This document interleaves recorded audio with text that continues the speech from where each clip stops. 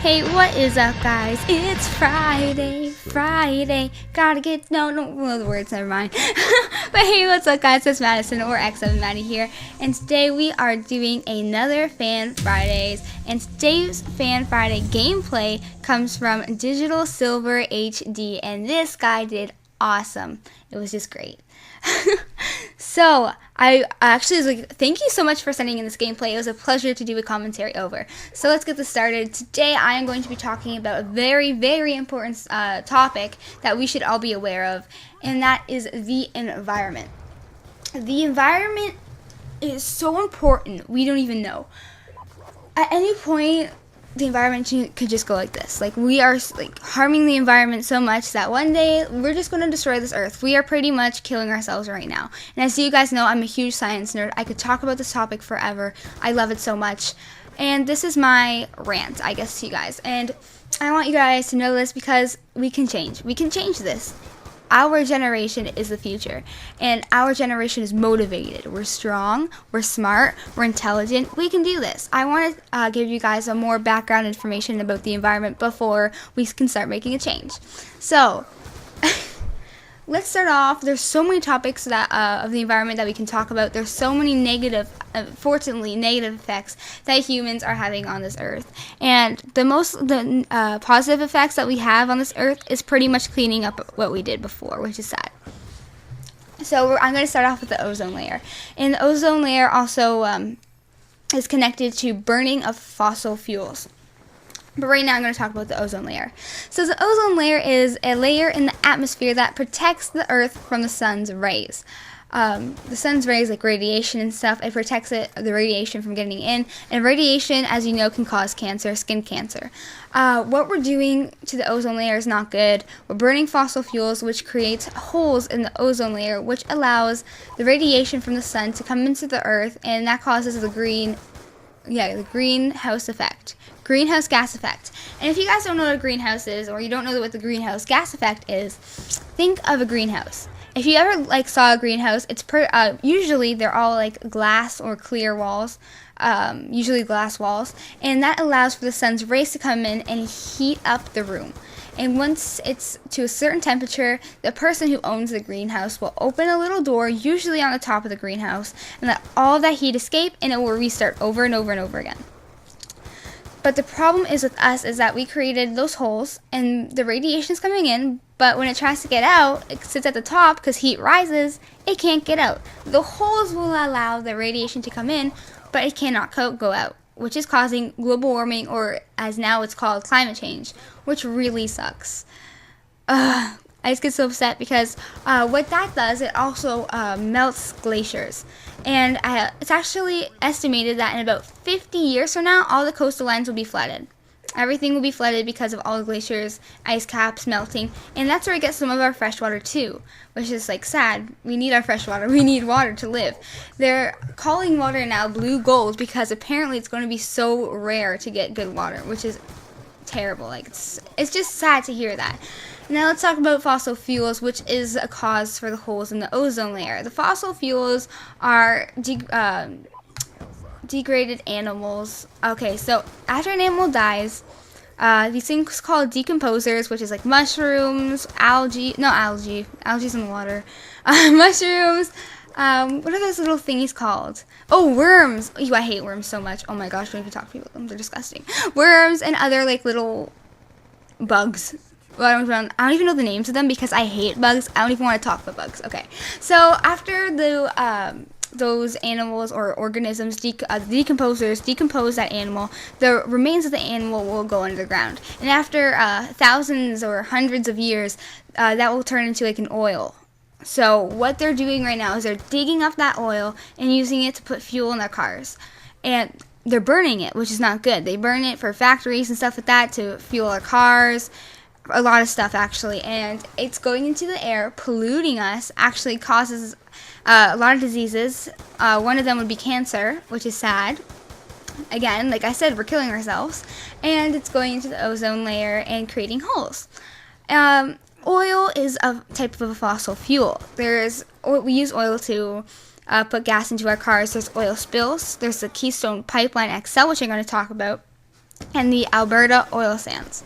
So oil spills are absolutely terrible. Like, I'm pretty sure everybody here has heard of the Gulf of Mexico oil spill, when it was actually a ginormous oil spill. It killed so many animals, so many aquatic animals, and so many like ducks, like birds.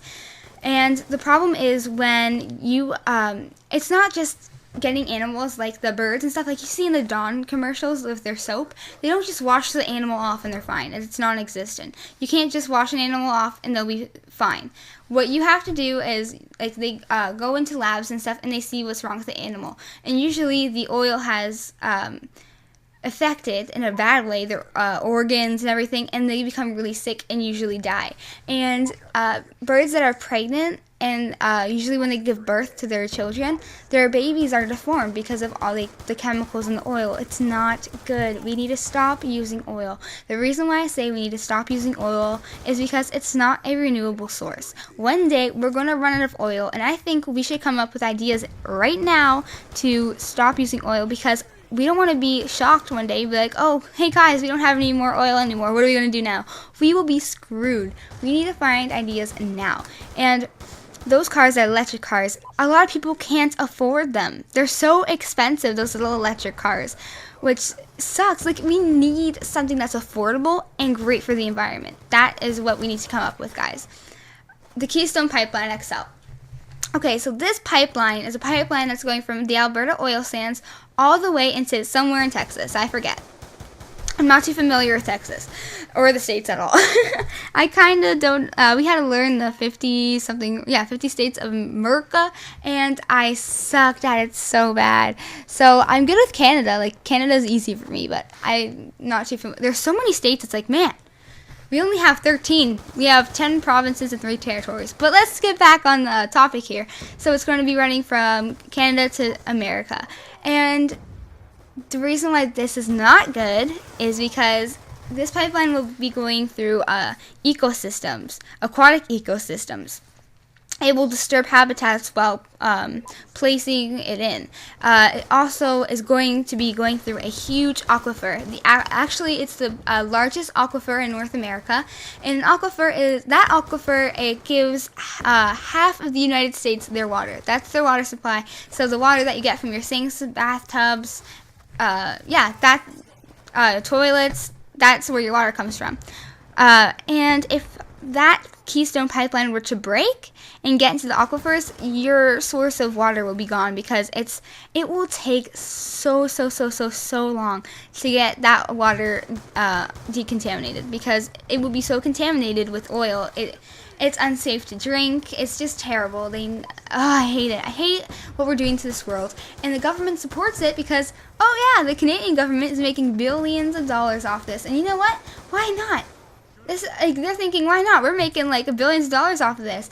And they're actually not the smartest, because the Americans are buying it. But then when the Americans buy our oil, they refine the oil and sell it to us for gas. That is so stupid. We're buying our own oil that was made by us. It came from us. It makes no sense. Ugh. And Alberta oil sands. That's where the oil is coming from. And nothing. If you look, Google a picture of the Alberta oil sands, and you will see how big they are. And nothing. When I say nothing, I mean nothing. No plants can grow there anymore because of all the chemicals in the ground. Even if they were to put new soil down, new grass down, nothing can grow because of all the chemicals beneath it. It's really sad. Another thing I'd like to talk about is the water. The water that we are polluting. It's just so sad. Oh my gosh. They found, I'm pretty sure it's in the Pacific. If I'm wrong, it's either the Atlantic or Pacific. So they found a huge island. Listen, island of garbage, half the size of Texas, in one of the oceans. And think of how much pollution that caused to the aquatic life. That's so sad to even think that we just throw things and it gets run off into the water. Example would be fertilizer. We use fertilizer to grow plants quicker, and it's way easier. It doesn't take as long. It will grow faster. It's just easier for us. It's easier for humans. But what we don't understand is that we have a thing called runoff, and that's when it rains, and the rain picks up some of the chemicals in the fertilizer and puts it into water. And the fertilizer causes algae blooms, and algae blooms are really, really bad because all the algae will go to the surface and eat up that fertilizer, and then they start reproducing, and then the whole entire that water source is just covered with algae. And what the algae does is it blocks out the sun to go into the water, so the plants that live beneath the water can't get any sun, so they can't do photosynthesis, and that causes those plants to die, and it causes the fish to die. It's just a chain reaction. Another thing about water, I don't know if you guys watched this movie or not, because I know some have. It's called Shark Water, and it's a documentary about sharks and how important they are to the environment and what humans are doing to them. So I'll just give you a little summary of what the documentary is about. If you guys don't know what long line fishing is, it's a bunch of lines. Think from here to outer space. That's how long these lines are. They put them into the ocean with tons of hooks on them. And those are only made to catch sharks. But they don't only catch sharks. They catch a lot of other species as well, like turtles, fish, dolphins, seals. They catch all of that. And what they're only really hunting for is sharks. So when they get the sharks, they pull the sharks up, they take the shark is still alive, they cut the fins off of all the sharks, and they throw them, still alive, back into the water. And what the sharks do when they get into the water, they do nothing. They just sink to the bottom and wait for their death. Because sharks and fish, in order to survive underwater, they need to be swimming. They need to swim. That's how they survive. And when they don't swim, they just die. It's really sad. And when they pick up a bunch of other species as well, most of them are dead by the time they pick them up, which is terrible. And it's killing more species than we need to. It's like setting up a bear trap, but then catching a bunch of rabbits. But you don't want the rabbits, you want the bear. And so you just throw the rabbits away. It's a waste. I like to think of the food chain like Jenga. So you know the game Jenga, it's like a tower of bricks, and you pull one off, and whoever takes the one off that destroys it loses. So the food chain is so it is so delicate. It's not even funny. If you took one little brick out, the rest would fall. So you need to be very careful when you're taking species out. There's so many endangered and now extinct species. The food chain, or our Jenga food chain, is going to collapse really soon if we don't fix what we're doing. We need other species in order to survive. We're at the top of the food chain. If something happens near the bottom, like the plants, we're so screwed because we rely on other species to survive. We eat chicken, animals fertilize the soil for us, because after an animal dies, the decomposers will go eat the animal, and the animal dies, and when the animal dies, it releases an oil that lets other plants grow. It's a natural fertilizer, as we should be using natural fertilizers. So I really hope you guys actually learned something from this. I'm very passionate about the government. I know that we can change. We are the change we want. If you see something, like Gandhi said, be the change that you want to see in the world. So this is kind of my way of spreading awareness to this cause, and I'm every day, do something little every day. An example of that would be when you brush your teeth, just turn off the water while you brush your teeth. That's helping with water. It's helping with water use. Every little thing counts. Thank you so much, guys, for watching. I really hope you guys enjoyed. Please, if you have time, research stuff, and if there's a website supporting the environment, try to help. It would be very much appreciated. Me personally, I want my children and grandchildren to live a happy life on Earth. Thank you so much, guys, for watching. Kisses to my bitches. Mwah.